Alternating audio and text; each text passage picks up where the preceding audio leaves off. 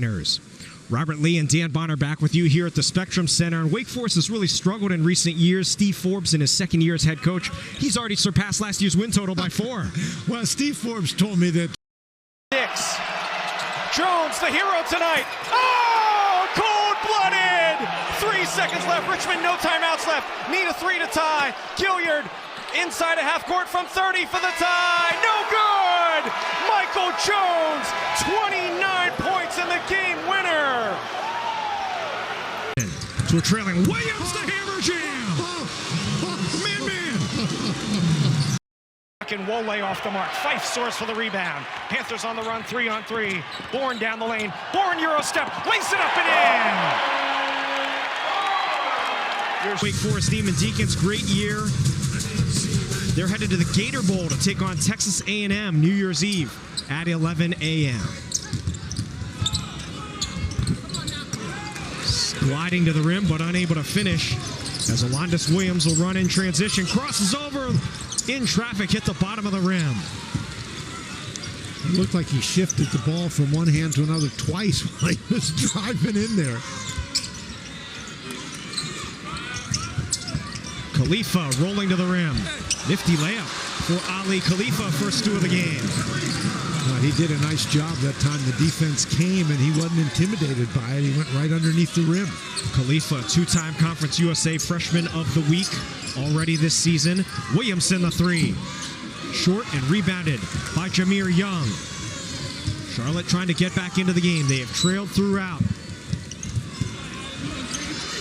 Khalifa. He's got to move more quickly than that. He was mismatched inside against Carter Whitney. Just took too long. Still plenty of time on the shot clock. Khalifa, hook shot up and in. Well, he made it more difficult, but he ended up scoring. Khalifa, redshirt freshman from Alexandria, Egypt. When I asked him how he ended up at Charlotte, he actually played in the NBA Global Academy in Australia. One of Charlotte's assistant coaches, Aaron Fern, is from Australia, has a lot of connections there, and that's how Khalifa ended up at Charlotte. Interestingly, at that NBA Global Academy, he actually roomed with a player from Davidson named Hyung Jun Lee, who was the leading scorer in the Atlantic 10. And that's how Khalifa ended up coming all the way from Egypt via Australia to Charlotte, as Alondis Williams has 18 points. Well, the question I would have is, how did he get from Egypt to Australia? That's a great question, too. I mean, he played for the Egyptian national team, but yeah, it really is a global game now. These players come from everywhere. Well, it sure is. And he's averaging 10 points a game as a redshirt freshman. 4 rebounds, 4 assists. Well, he sets the screen and goes to the basket and isn't intimidated by Alondis Williams. That's a nifty little move. And then even though he allowed Kadeem C the chance to get back to guard him, he still used that big body of his, a nice little hook shot. 6'11", 230-pound player. Also for Charlotte, they will go to the floor, number 10, Perry Francois. Perry Francois, a senior, makes his first appearance of the season. He is a transfer from Texas A&M Corpus Christi. First time he has played all year for Charlotte. They also have another player, a transfer from Ohio State, Musa Jallo, who they plan on being a major contributor to the team. Tonight was going to be the first time he dressed all season. He's missed the year with an ankle injury thus far. Musa Jallo is a pretty good player, and he's a player who would really help Charlotte. Lucas Taylor, a freshman from Wake Forest, North Carolina, in the game as well for Wake. Musius, way off the mark, rebounded by Francois. Jameer Young, stutter step, clear path to the rim, and he lays it in. And a timeout, Wake Forest. 15-point game. You get back into it little by little. Charlotte creeping back into it here late in the first half. The State Farm halftime report. We'll have a look at first half highlights. Also, the impact of COVID on Saturday's schedule. We mentioned earlier that Duke is playing a new opponent, Elon, tomorrow on ACC Network at 4 o'clock. That is the third different team that's been slotted to play Duke tomorrow. And we are hopeful for the Phoenix and the Blue Devils that they're able to make it happen. Final minute 20 of this first half. Walton, great position underneath, missed the reverse layup. Good defense there by Francois.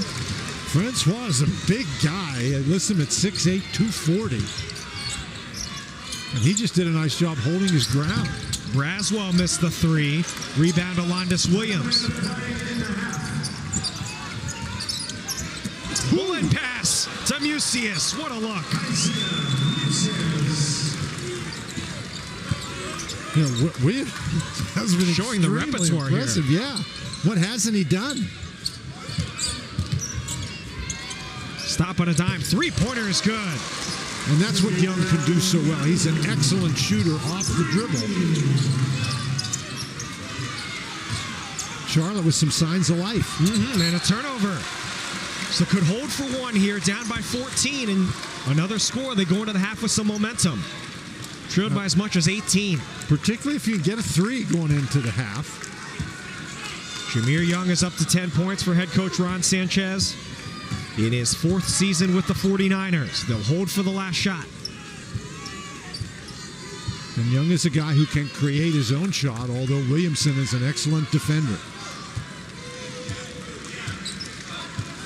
Down to 10 seconds. Setting up the screen. They double Young. Braswell turn and fire. Way off. It's the end of the first half. Looked like it might be worse. Charlotte trying to stay in the game here. Well, Charlotte didn't quit. They battled back, but what an impressive performance by Wake Forest. Especially Alondis Williams, who had 18 points, rocked the rim on several occasions, and has led Wake Forest to a 14-point halftime lead. We'll step aside for a break. When we come back, the halftime show led by Jordan Cornette from the studio.